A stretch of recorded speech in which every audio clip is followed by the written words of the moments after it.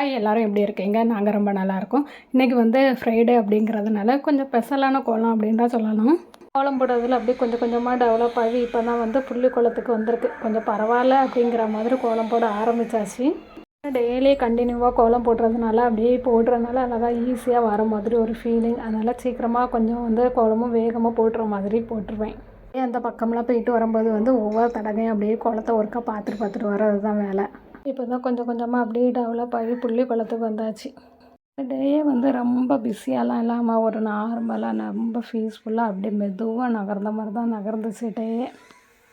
ஸ்கூல்லேருந்து ஒரு 3:30 போல் தான் வருவான். வரும்போது அவனுக்கு வந்து பஜ்ஜி போடலாம் அப்படின்னு சொல்லிட்டு அதுக்கப்புறம் தான் கொஞ்சமாக வேலையெல்லாம் செஞ்சேன். அதனால பஜ்ஜி மட்டும் போட்டு எடுத்து வச்சுட்டு அப்புறம் ஈவினிங் தான் வந்து வீட்டில் வந்து எப்போவுமே வந்து சாமி கும்பிட்றது. எப்போ இங்கே மட்டும்னு இல்லை, எங்கள் அம்மா வீட்லேயும் அப்படி தான் ஈவினிங் டைமில் தான் வந்து சாமி கும்பிட்றது.